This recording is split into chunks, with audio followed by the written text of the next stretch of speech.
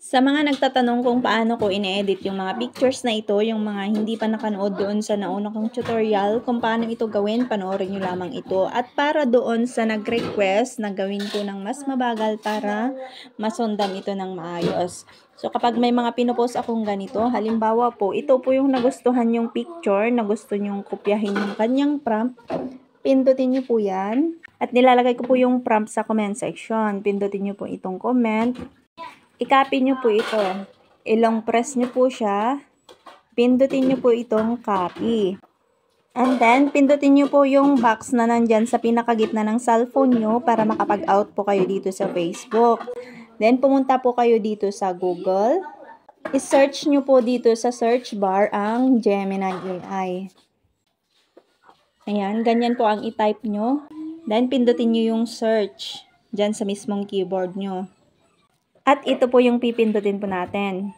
Sa mga new user, posibleng hingiin ni Gemini na i-connect yung Google account nyo. Pero kapag hindi na po siya lumabas dito, ay hindi nyo na po siya kailangang i-connect. So mag-start na po kayo agad kapag ganito po yung lumabas. Pero kapag hinihiling niya po na i-connect yung Google account nyo, pindutin nyo po yung Google account na lalabas po dito sa baba at i-connect nyo po. O pumili kayo ng Google account nyo kung marami po kayong Google account. Pumunta na po tayo dito sa plus sign. So, nag-update po siya. Pwede na po tayong dumirekta dito sa gallery.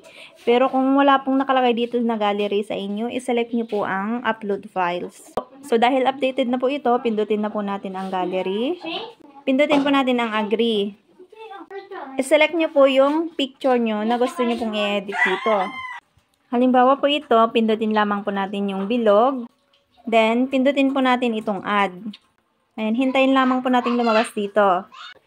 And then dito, ilong press po natin ito o hawakan po natin ng matagal para lumabas po yung paste. Pindutin na po natin yung paste para mai-paste po dito yung kinopya po nating prompt doon sa Facebook. Pagkatapos nating ma-paste dito, pindutin na po natin ito. Hintayin na lamang po natin mag-generate ng picture. Hilain nyo po itong screen nyo pa itaas. May parang naglo-loading po dyan. Hintayin nyo lamang po makapag-generate. And then, scroll up po natin at ito na po siya.